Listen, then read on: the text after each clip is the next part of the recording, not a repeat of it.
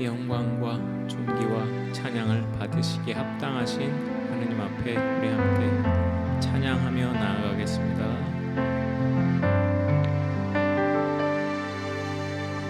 주 찬양합니다.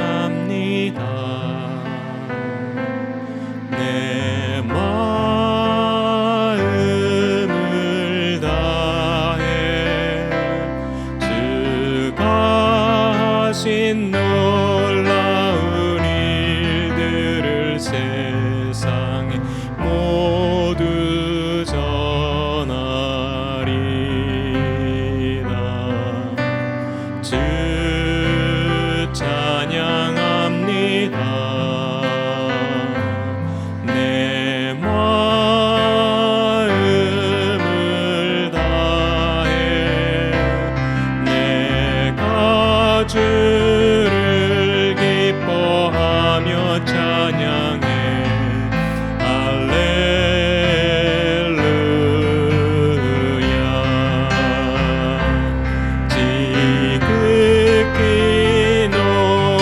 신 이름 찬양해.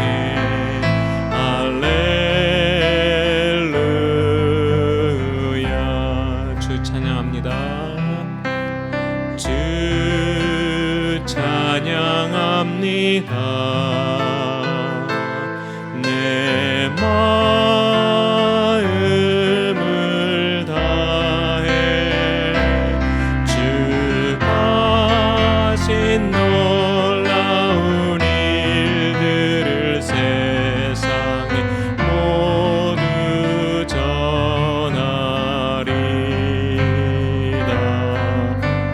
주 찬양합니다. 내 마음을 다해 내가 주를 기뻐하며 찬양해. 할렐루야. 지극히 높으신 이름 찬양해.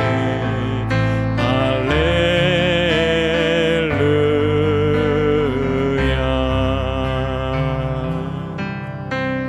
진실하게 진실하게 거룩하게 살게 하소서. 진실하게 진실하게 거룩하게 살게 하소서.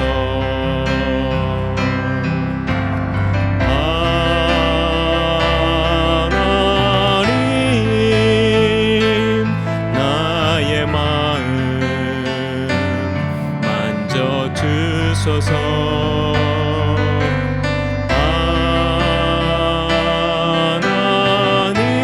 하나님 나의 영혼 새롭게 하소서.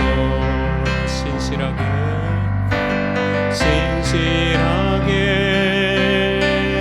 진실하게 거룩하게 살게 하소서.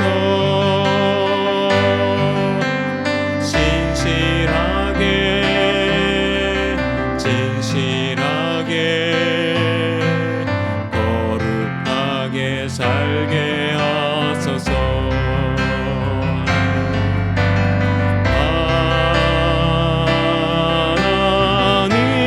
하나님 나의 기도 들어주소서.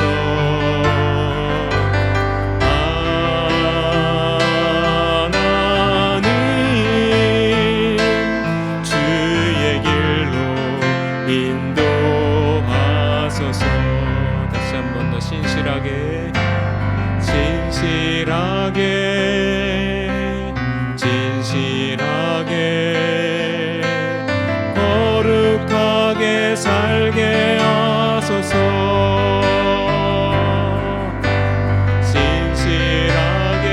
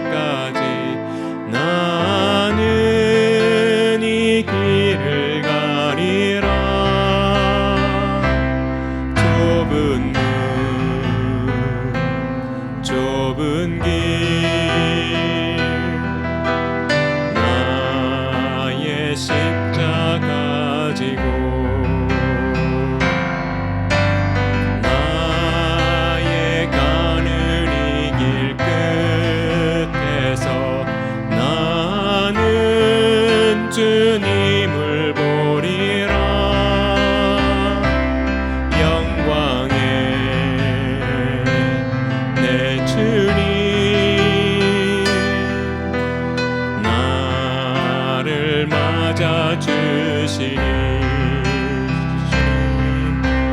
주님 다시 오실 때까지 나는 일어나 달려가리라.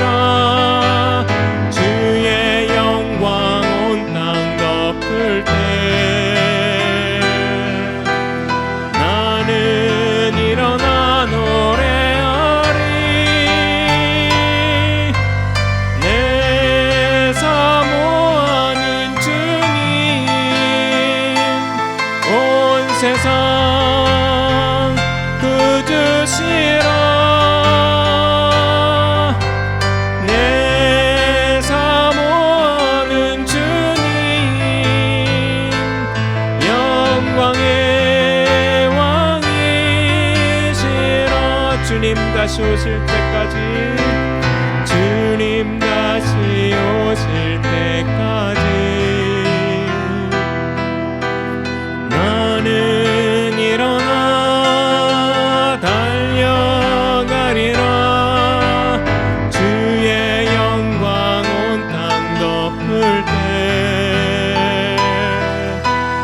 나는 일어나 노래하리.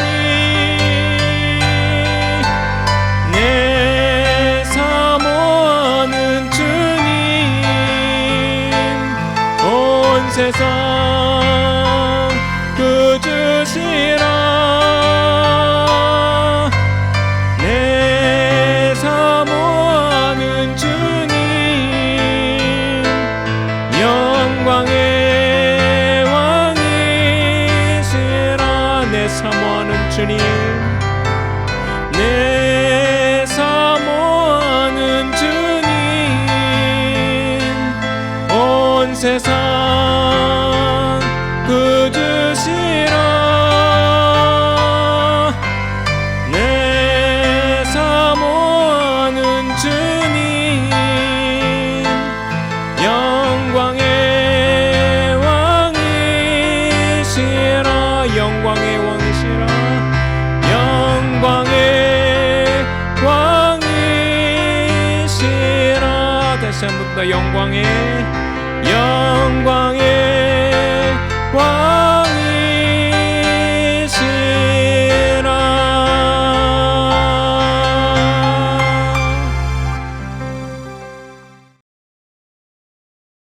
오늘도 여러분들 모두에게 하나님의 크신 은혜가 함께하길 간절히 소망합니다. 여러분들 사람이 어떤 것을 바라보는 거에 따라서 우리의 삶의 가치와 의미, 삶의 태도가 달라집니다. 어떤 것에 소망을 두느냐, 어떤 꿈을 가지고 있느냐, 어떤 비전을 가지고 있느냐, 어떤 생각을 가지고 어떤 관점을 가지고 우리가 그것을 바라보느냐에 따라서 우리의 삶의 가치가 달라지게 됩니다. 그리고 우리의 삶의 방향도 달라집니다. 만약에 하루 벌어 하루 사는 두 사람이 있는데 한 사람은 하루 벌어 하루 사는 것에 만족하면서 날마다 그 일에 그냥 즐겁게 살아가면 그 사람은 어떻겠습니까? 그냥 하루하루를 즐겁게 살아가는 거예요. 만약에 이 사람이 하루하루를 그냥 아둥바둥하며 그냥 전전긍긍하며 살아가면 그 삶으로 계속 살아갈 것입니다. 특별한 일이 있지 않은 이상은. 그런데 하루를 살더라도 앞으로 내가 지금은 이렇지만 10년 후, 5년 후, 또한 1년 후 이것들을 바라보는 사람들은 그 현실에 만족하지 않고 지금 현실은 어떠할지라도 앞으로 내 삶의 비전적인 미래를 생각하게 될 것입니다. 여러분들 성도는 오늘 성경을 통해서 보면 영원을 사모하는 사람이다 라고 하는 것입니다. 그건 보이지 않습니다. 우리가 주목해야 될 것, 바라본다는 것, 바라보면서 거기에 집중해야 될 것은 무엇이냐면 영원한 것이라는 겁니다. 그런데 문제는 뭡니까? 그게 보이지 않는다는 겁니다. 왜? 우리의 눈에도 보이지 않으면 어떻습니까? 멀어지게 되어져 있어요. 우리는 육신의 시야와 육신의 안목을 가지고 살아갑니다. 그러다 보니까 눈에서 보여지지 않으면 멀어질 수 있는 게 우리의 모습입니다. 여러분들 아무리 가까운 친척이라 할지라도 오래 안 봐보세요. 물론 처음에 오랜만에 만나면 반갑기도 하지만 오랜만에 만나면 멋쩍습니다.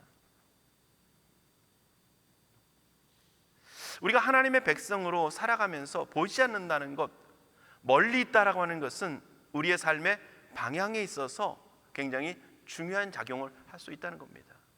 그런데 오늘 하나님은 우리에게 뭐라고 말씀하시냐? 그건 보이지 않는다. 그러나 우리가 주목해야 할 것이다, 이렇게 말씀합니다. 자, 그러면 오늘 우리가 주목해야 할 것이 영원한 것이고 그것이 보이지 않는 것이다 라고 주님은 말씀하시는데, 그러면 오늘 우리가 그것을 바라봄을 통해서 우리가 누릴 수 있는 것은 뭘까? 그것을 바라봄을 통해서 우리의 삶의 방향이 어떻게 결정될까가 우리에게 큰 요소로 작용되어집니다.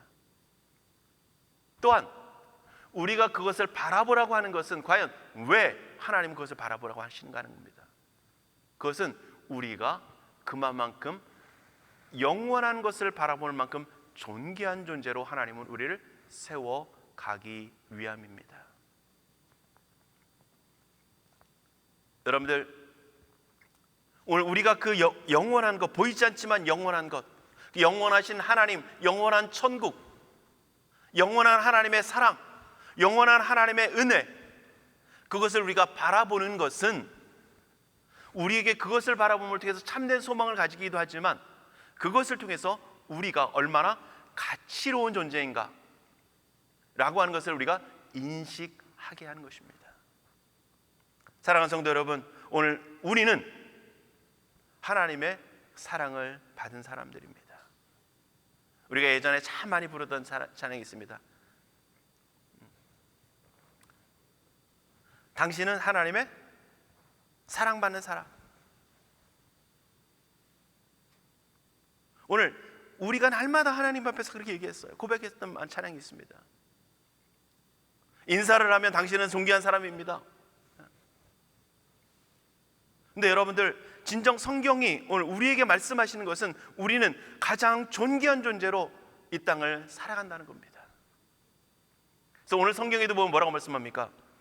오늘 우리 앞에는 말씀하고 있지 않지만 7절의 말씀을 가서 보면 뭐라고 말씀합니까? 우리가 이 보배를 질그릇에 가졌으니 라고 말씀합니다. 우리는 뭘 가진 존재라고요? 보배를 가진 존재라는 겁니다. 예수 그리스도 안에 있는, 그리스도 예수 안에 있는 하나님의 영광의 빛을 우리 안에 비추시고 그 빛을 보배라고 말씀하셨고 그 예수 그리스도를 보배라고 말씀하셨고 우리는 그 보배를 가진 사람이라는 겁니다. 근데 보세요, 우리가 어떤 존재라고요? 우리는 질그릇과 같은 존재, 크게 귀하게 쓰이지 않는 그릇이라는 겁니다. 존재적으로, 우리의 존재적만으로 보면 우리는 귀한 존재가 아니라는 거예요. 그런데 우리가 귀할 수 있는 것은 우리 안에 뭐가 있기 때문에? 보배가 있기 때문에, 보배이신 예수 그리스도가 있기 때문에 우리는 존귀하다라고 말씀하시는 겁니다. 우리는 자꾸 뭘 하냐면요, 보배이신 예수 그리스도를 통해서 나를 존귀하게 만들려고 그래요. 아니요, 그게 아니라 그리스도의 신앙이라고 하는 것은 그리스도가 오심을 통해서 내가 존귀하게 하는 게 아니라 내 안에 계신 그리스도가 존귀케 되니까 그냥 그 안에서 내게 은혜의 영향력으로 우리는 존귀함을 입게 되어지는 겁니다. 그래서 그것을 우리는 흔히 뭐라고 얘기하냐면 칭의라고 표현하기도 하고요, 내가 뭔가 존귀한 존재로 바뀌어지는 게 아니라는 겁니다. 여러분들 다윗을 보세요. 다윗을 보면 그가 하나님이 칭찬하시는 사람입니다. 후대 왕들에게 하나님이 계속해서 반복해서 말씀하십니다. 너희 조상, 너희 선조 다윗처럼 행하면 이라고 말씀하세요. 그런데 여러분들 다윗의 생애 잘 아시잖아요. 물론 골리앗을 싸워서 물리치기도 합니다. 수많은 대적들을, 블레셋을, 원수들을 물리치는 위대한 장수이기도 합니다. 그런데 자기가 사랑하는 신하를 죽음으로 내몰고 그 원인은 그의 아내 때문인 걸 우리는 너무 잘 알고요. 그게 한 번으로 끝난 게 아니잖아요. 어디까지? 그가 노년이 되어져서는 어떻게 해요? 인구 조사를 함을 통해서 하나님이 받으셔야 될 영광을 누가요? 자신이 가로채는. 이건 여러분들 하나님 앞에서 굉장히 큰 죄입니다. 그런데 하나님 뭘 하세요? 그가 하나님 안에서 존귀하다라고 하나님 말씀하시는 거예요. 물론 거기에는 여러 가지 이유가 있습니다. 그가 하나님을 향한 온전한 마음도 있고 하나님 앞에 순전한 여러 가지 모습들이 있습니다. 그의 마음속에는 하나님이 자신의 왕으로 살아가는 그 모든 것들이 있습니다. 그런데 그의 삶 자체를 보면 죽는 날까지 연약함 가운데 있다는 겁니다.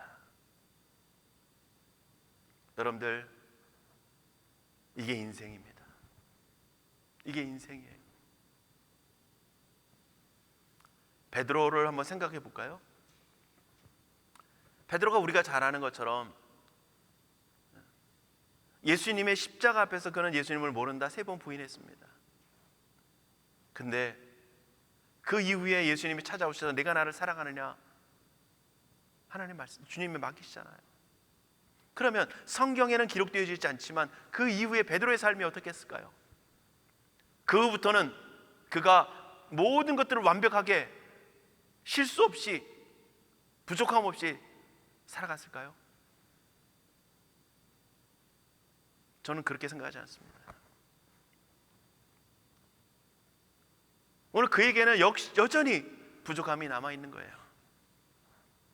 주님이 그에게 내 양을 먹이라, 내 양을 치라 말씀하실 때도 이제 너에게 있어서는 부족함이 다 사라졌으니까 이제 내 양을 맡긴다라가 아닌 겁니다. 너는 부족해. 그런데 내가 내 양을 맡긴다는 겁니다. 여러분, 우리 자체가 존귀하고 우리가 자체가 가치 있고 우리 자체가 뭔가 할 수 있는 능력이 있어서 주님이 우리를 존귀하다고 말씀하시는 것이 아니라 우리 안에 누가? 예수 그리스도가 계시기 때문인 겁니다. 우리가 존귀한 하나님을 바라보고 하나님을 영화롭게 하며 살아갈 수 있는 그 모습은 우리 자체가 존귀하기 때문이 아니라 우리 안에 예수 그리스도가 계시고 그 계신 예수 그리스도로 말미암아, 그 공로로 말미암아, 그 은혜로 말미암아 우리는 하나님을 바라보면서 존귀한 존재로 살아갈 수 있는 겁니다. 그러니까 결국은 내가 존귀한 게 아니라 내 안에 계신 예수 그리스도가 존귀한 거예요. 그러니까 끊임없이 우리를 통해서 나타나는 것이 뭡니까? 지난주에 충성에 대한 모습도 말씀드린 것처럼 예수 그리스도가 나타나야 되는 거예요. 예수 그리스도가. 여러분들, 우리가 주님 앞에 헌신했습니다. 충성했어요. 그런데 우리는 뭘 듣기 원하냐면 우리의 수고가 인정받기를 원합니다. 그게 아니라 우리의 수고가 무엇에 의해서 나타난 겁니까? 우리가 그리스도의 사랑을 입은 자이기 때문에 주님 앞에 헌신하는 거예요. 그러니까 뭐가 나타나야 됩니까? 내 안에 예수 그리스도가 계심이 고백되어지는 겁니다.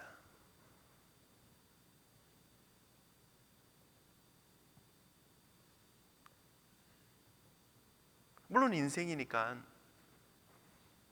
칭찬을 들으면 좋고 인정함을 받으면 뿌듯하고 또한 일할 맛도 나고 그렇죠. 그러나 진정으로 우리가 가치 있고 존귀한 모습은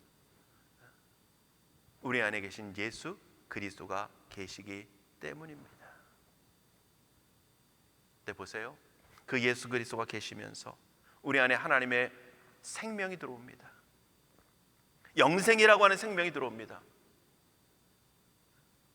이는 저를 믿는 자마다 멸망치 않고 영생을 얻게 하려 하심이라라고 하는 요한복음 말씀처럼 오늘 우리 안에 예수 그리스도를 알게 되어지면서 우리 안에 뭐가 들어옵니까? 남들이 가지 못하는 생명이 우리 안에 들어온 겁니다. 우리가 노력해서 얻은 것이 아니라 하나님의 은혜로 얻은 거예요. 여러분들, 생명을 주셨다라고 하는 것은 우리를 존귀한 존재로 우리를 인정하고 세우신다는 겁니다. 또한 여러분들, 우리는 그 생명이 들어오면서 우리의 보지 못했던 눈이 열려집니다. 영적인 안목이 떼어졌고요, 우리의 어두움이 사라지면서 우리는 그리스도 안에 있는 하나님의 영광의 빛을 비춤을 받으면서 우리는 하나님을 보고 하나님을 아는 자가 되어졌다는 겁니다. 여러분들, 우리의 가치로움은요, 우리가 하나님을 안다는 거예요. 근데 그 알미 우리 자신으로서나 우리의 지식으로서나 우리의 선조로 더 말미암은 무엇이 아니라 베드로의 고백 후에 주님이 말씀하신 것처럼 너로 알게 한 것은 누구라고요? 하나님이라고 말씀하시는 것처럼 우리 안에 하나님의 은혜가 주어지면서 우리는 그 하나님을 남들이 보지 못하는, 세상이 알지 못하는 그 하나님을 아는 자, 그 하나님을 보는 자로, 그 하나님을 인정하며 고백하며 나의 주 나의 하나님으로 섬기는 자로 살아간다는 겁니다. 그 은혜가 있기에 우리는 존귀한 거예요. 우리가 이 땅 가운데 많은 세상이 가지는 가치관을 많이 가졌기 때문에 존귀한 것이 아니라 우리 안에 그 은혜로 말미암는 하나님을 볼 수 있는 은혜가, 지혜가, 능력이, 그 안목이, 그 빛이 오늘 우리 안에 들어왔기 때문입니다. 그러면서 그 모든 것의 근원이 되어지는 십자가 사랑을 우리는 받았습니다. 자신의 아들을 내어주면서, 하나님이 자신의 아들을 내어주면서 우리를 사랑하시는 그 하나님의 무한한 사랑, 그 사랑을 우리가 받은 거예요.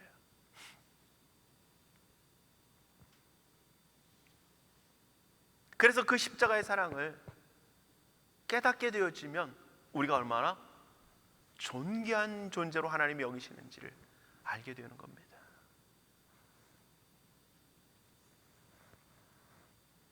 그러면서 하나님의 자녀가 되어졌고 그 하나님의 은혜 안에, 그 하나님의 사랑 안에 거하는 자가 되어졌다는 겁니다. 또한 여러분들, 주님께로부터 우리는 하나님의 뜻을 이루어가는 사명을 받은 사람들입니다. 목사만 사명자가 아니고요, 우리 모두는 이 땅 가운데 그리스도가 살아계심을, 하나님의 계심을 이 땅 가운데 선한 행실을 통해서, 우리의 입술을 통해서, 우리의 삶을 통해서 고백하며 증거하는 삶으로 살아가는 사명을 받았습니다. 이 땅 가운데 빛의 자녀로 빛을 비추며 소금의 역할로 소금을 감당한 역할을 감당하는 그러한 사명자로 오늘 우리는 부름받은 것입니다.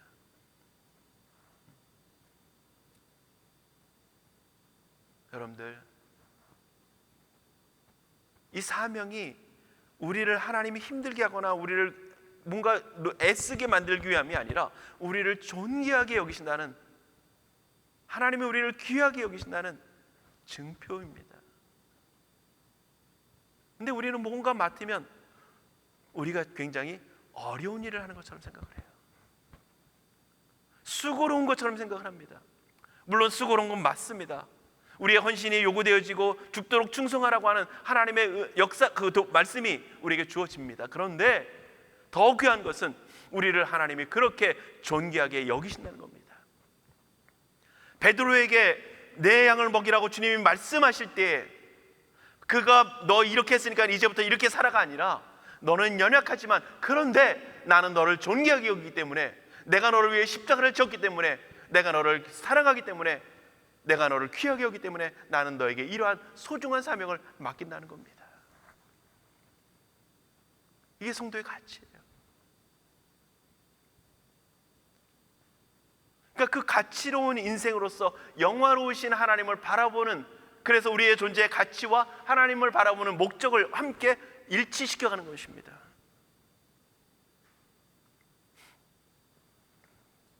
이 말씀을 준비하면서 한 사람을 생각해 봤습니다.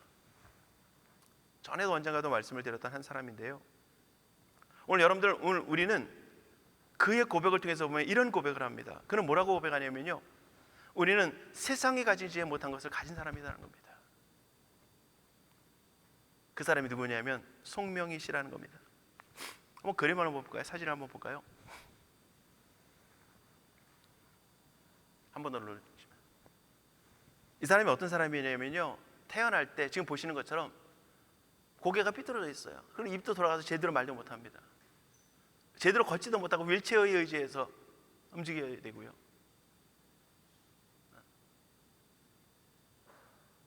그런데 뭐라고 그가 책을 썼냐면, 이야기하고 있냐면, 여러분들 뭐라고 써 있습니까? 공평하신 하나님. 그가 뭐라고 고백하냐면, 남이 가진 것 없지만 그러나 하나님은 내게 그들이 가지지 못한 걸 가지게 하셨습니다. 고백하는 거예요. 한 장 더 있습니다. 가만히 있을 수가 없어요. 몸을 가만히 여러분들처럼 얌전하게 앉아 있을 수 없습니다. 계속 움직여야 되고 몸이 움직일 수밖에 없는, 근데 그것도 태어날 때 의사의 실수로 뇌성마비 판정을 받게 된 겁니다. 의사의 실수로. 여러분들, 우리 같으면 뭐라고 그러겠습니까? 하나님, 왜 나에게 이런 시련 주십니까? 물론 이 사람도 역시 그랬어요.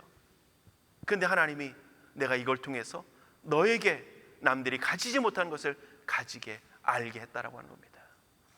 그래서 이런 고백을 합니다. 내 몰골이 이렇게 참혹하고 내 처지가 처절하다고 당신들이 나를 동정할지 모르지만, 그러나 하나님께서는 나에게 당신들이 갖지 못한 세상에서 가장 소중한 것을 주셨습니다. 그러므로 나는 하나님께 감사합니다. 사람들은 그를 처절하다고 동정하며 바라볼지 모르지만, 그는 세상에서 세상에서 남들이 가지지 못한 가장 소중한 것을 하나님은 자신에게 주셨다는 겁니다. 그러니까 자신이 남들이 가진 것은 없지만 하나님이 그분들보다 뛰어난 것을 가지게 하셨기에 하나님은 공평하시다라고 얘기하고 있는 겁니다. 사랑하는 성도 여러분, 우리가 세상의 기준을 가지고 보면 우리는 송명희 씨 같은 어떤 그런 존재는 아닙니다. 그런데 오늘 우리는 세상이 가진 것 우리는 가지지 못한 것 많이 있을 수 있습니다. 어떤 이에게는 건강이 없을 수도 있고요, 어떤 이에게는 물질이 없을 수도 있고요, 어떤 이에게는 세상이 자랑할 수 있는 어떤 그 무엇인가가 없을 수도 있고요, 그 어떤 풍족함이 우리에게 없을 수도 있습니다. 그런데 그게 우리를 가치 있게 만드는 것이 아니라 하나님이 우리를 얼마나 사랑하시는지, 그 하나님의 사랑이 독생자를 주시면서까지 우리를 사랑하신다는 그 사랑의 의미를, 그 사랑의 가치를, 사랑의 그 마음을 느끼고 깨닫게 되어지면 우리는 그 하나님을 사랑할 수 있게 되어지고, 하나님의 사랑을 입은 내가 얼마나 존귀한 존재인가를 우리는 인정할 수 있게 되어지는 겁니다. 내 모습은 질그릇과 같은 존재이지만 내 자신이 아니라 내 안에 넣으신 예수 그리스도를 말미암아 우리가 존귀한 존재로 이 땅을 살아갈 수 있다는 거예요. 이걸 다른 표현으로 말하면 하나님을 아는 자가 존귀하라는 겁니다. 하나님의 그 사랑이 오늘 우리 안에 있기에 존귀하다는 겁니다. 여러분들, 그렇다면 오늘 우리가 이 땅을 살아가면서 하나님을 망각하고 살아간다면 우리는 존귀한 자가 아닌 세상과 다를 것 없는 존재로 살아가는 것입니다.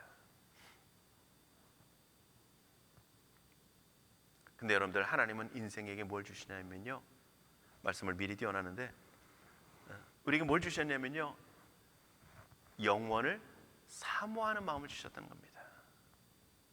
영원을 사모하는 마음. 전도서 3장 11절 말씀처럼 하나님이 모든 것을 지으시되 때를 따라 뭐하게요? 아름답게 하셨고, 또 사람들에게는 영원을 사모하는 마음을 주셨느니라. 그러나 하나님이 하시는 일의 시종을 사람으로 측량할 수 없게 하셨도다. 하나님이 모든 것을 지으시되 때를 따라 아름답게 하셨다는 겁니다.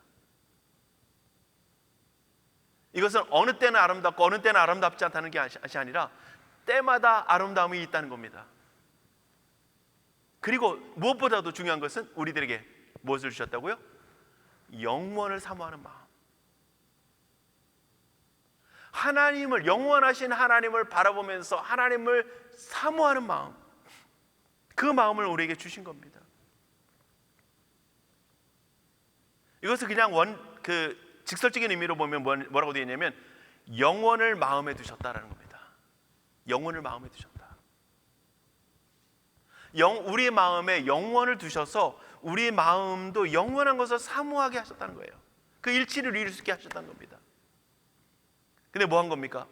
인생이 범죄로 인하여서 하나님의 형상을 상실하면서 영원한 것, 하늘의 것들을 바라보지 못하는 존재로 살아가는 겁니다.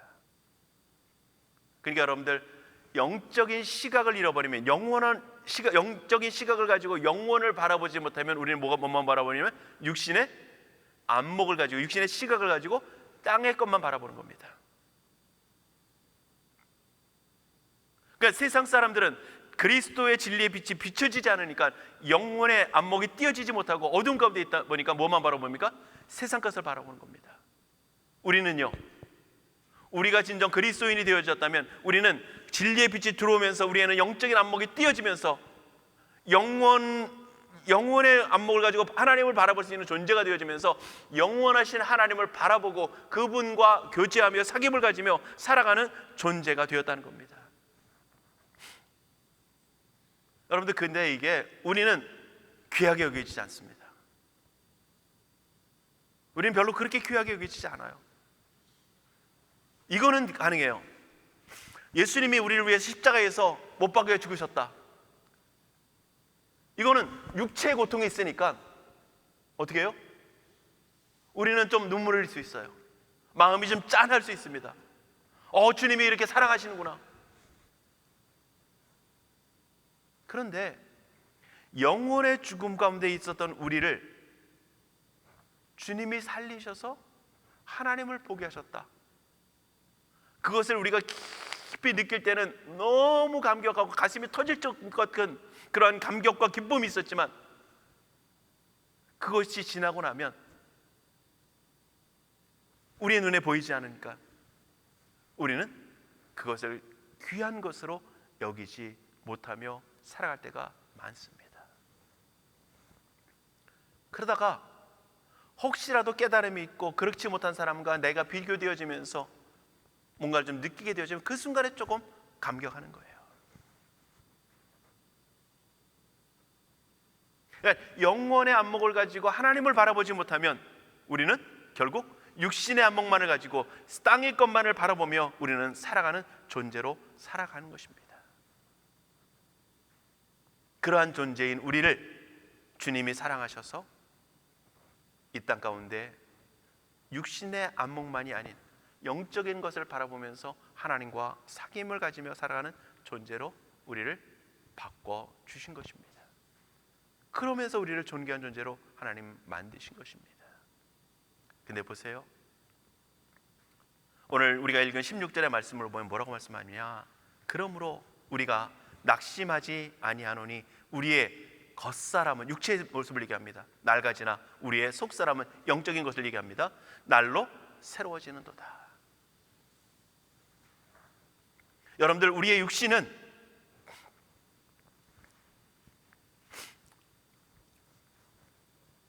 날마다 쇠하여갑니다.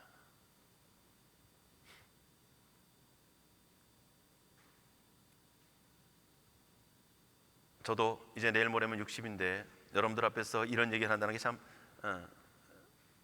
좀 그렇지만 어떻습니까? 60 되고 70이 되고 80이 되면서 우리 육신이 좀 쇠하는 거 우리 느끼잖아요. 우리가 육신의 땅의 것만을 바라보면 그것을 보면서 이제 이 땅을 살아가려면 얼마나 남구나 생각하게 되어지면 우리는 낙심할 수 있습니다. 우리의 육신의 쇠퇴함을 보면서 겉사람이 낡아지는 모습을 보면서 우리는 낙심할 수 있고 우리의 어떤 진정한 큰 비전들을 우리는 바라보지 못할 수 있다는 겁니다. 그런데 오늘 성경은 뭐라고 말씀합니까? 우리의 속사람은 뭐하다고요? 날로 새로워진다 하는 겁니다. 우리가 하나님을 아는 그 진리의 빛이 비춰지면 비춰질 수 있도록 그리스도의 장성한 분량까지 자라가면 자라갈수록 우리는 뭐 한다는 겁니까? 새로워진다는 겁니다. 여러분들, 그러기에 오늘 우리에게 필요한 것이 뭐냐면 그리스도의 사랑을, 그리스도의 십자가의 사랑을, 하나님의 그 영원하심을, 하나님의 은혜를, 하나님이 어떤 분이신지를 아는 그 지식이, 그 깨달음이, 그 은혜에 대한 감격이 그 깨달음을 통해서 우리에게 주어질 때에 우리는 날마다 새로워지게 되는 겁니다. 그러니까 그 새로움이 있을 때만 우리는 뭘 보기냐? 육신의 안목으로 이 땅을 바라보는 것이 아니라 하나님의 주신, 허락하신 영원한 것을 바라보며 우리는 새로움으로 날마다 살아가게 되는 것입니다.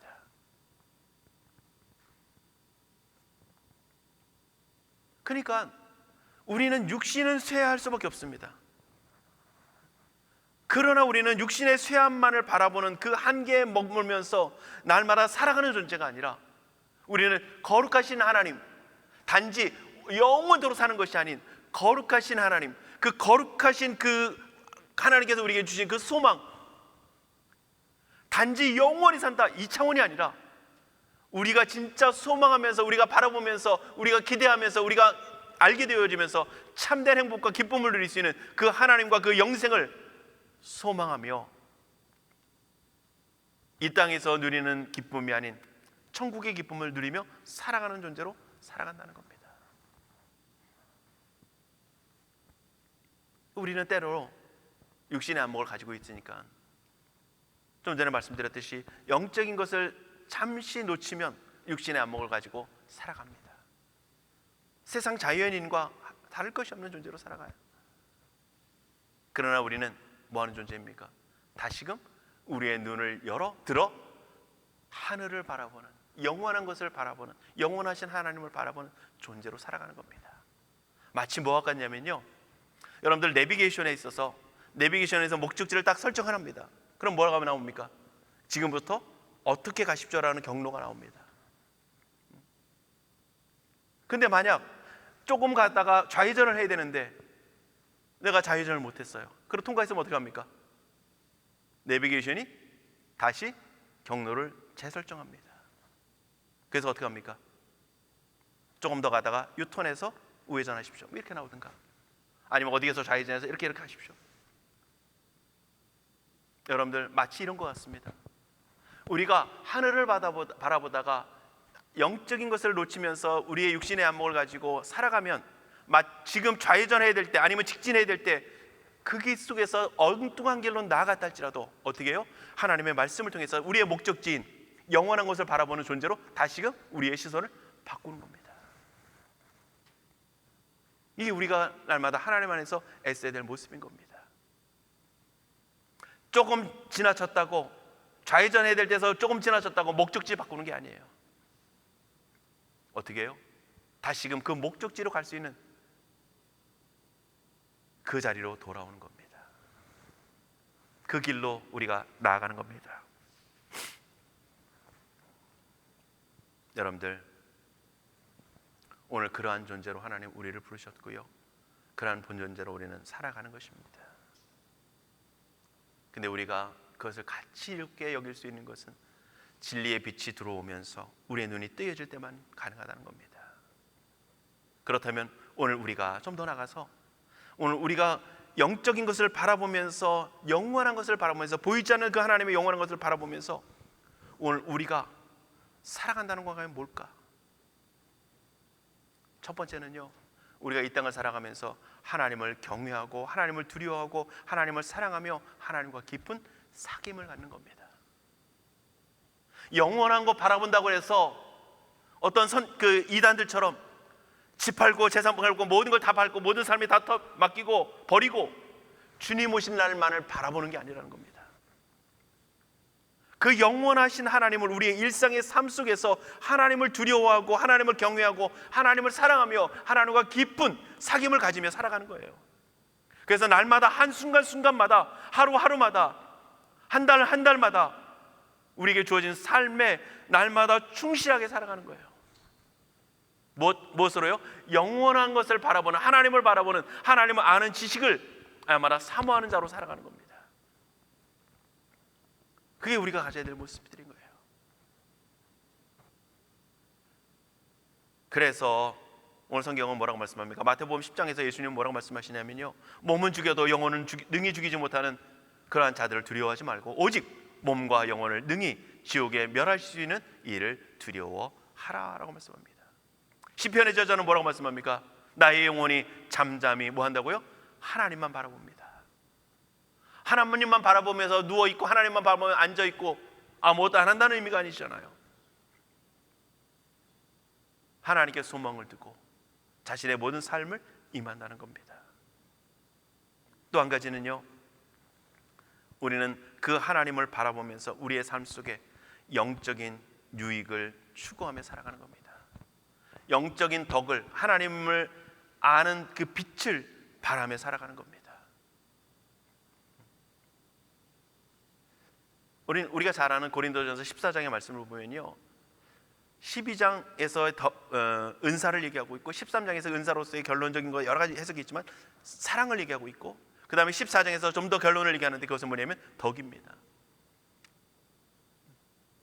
뭐라고 말씀하시냐면 14장 12절의 말씀을 보면, 그러므로 너희도 영적인 것을 사모하는 자인즉 교회의 덕을 세우기 위하여 그것이 풍성하기를 구하라, 이렇게 말씀합니다.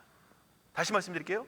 너희도 영적인 것을 사모하는 자인즉 교회의 덕을 세우기 위하여 그것이 풍성하기를 구하라.